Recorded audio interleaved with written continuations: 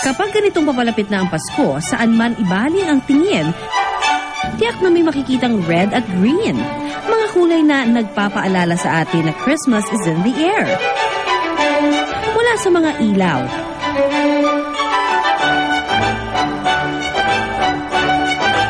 hanggang sa samot-saring mga palamuti. Pero pagdating sa mga gulay na ating kinakain, ang kulay berde at pula, siya rin palang pinagmumula ng taglay nilang sustansya. Ang mga berdeng gulay may taglay na pigment na kung tawagin ay catechins. Dito nagmumula ang ilan sa taglay nilang sustansya gaya ng vitamin C na pampalakas ng immune system at iron na pamparami naman ng ating dugo. Carotenoids naman ang tawag sa pigment na siyang nagbibigay ng pulang kulay sa mga gulay gaya ng kamatis at carrots. Ang mga gulay na may carotenoids ay mayaman naman sa vitamin A na pampalinaw ng paningin at lycopene na pangontra naman daw sa cancer. At kung mapagsasama-sama ang pula at berdeng mga gulay sa lutuin, abay tiyak na mas masustansya pa. Kaya ngayong umaga, ang ituturo namin, red and green vegetable recipes. At imbis na lutuin, papakuloon lang natin ang mga gulay para mas manatili ang sustansya nito. Ang ating unang recipe, ang red and green pasta. Para sa ating green pasta, gagamit ng isang tali ng kangkong, isang tali ng spinach, isang platitong mani, isang pirasong bawang na binalatan, isang tasang mantika, asin at paminta na ayon sa panlasa, at kalahating kilong pasta na pinakuluan. Ang ingredients naman ng ating red pasta, kalahating kilong strawberry, isang cup ng all-purpose cream, 3 kutsarang asukal, at kalahating kilo ng pasta na pinakuluan. Para sa ating green pasta, pagsamahin lang ang kangkong, spinach, mani, at bawang. Timplahan ang asin at paminta. Lagyan ito ng mantika. I-blender o kaya tadtarin. At ibuhos sa pasta.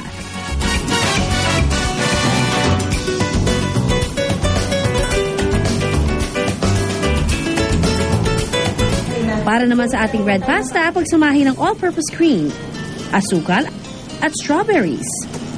Kakaiba to sapagkat ngayon lang tayo makakakita ng spaghetti na ang gagamitin natin ay fruits na gaya ng pulang-pulang strawberries na mayaman sa vitamin C at meron din siyang carotene. I-blender din. So ngayon, yung boiled pasta natin, bubuhusan na natin ng ating strawberry cream. At ibuhos sa pasta. Ang pagluluto ito, wala pang 15 minuto.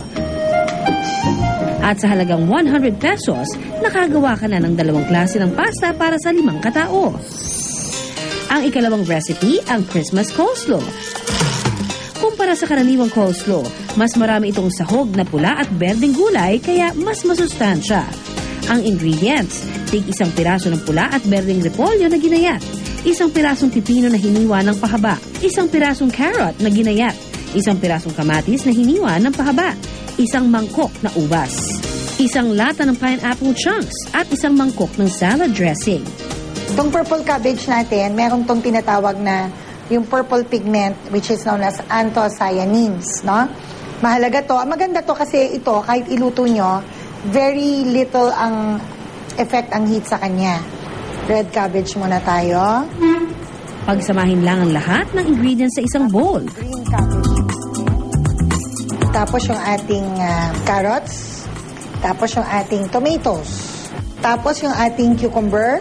Importante ito sa lahat, yung ating pineapples. At lalagyan natin ng ubas. Haluin natin to. Lagyan ng dressing at haluing maigi.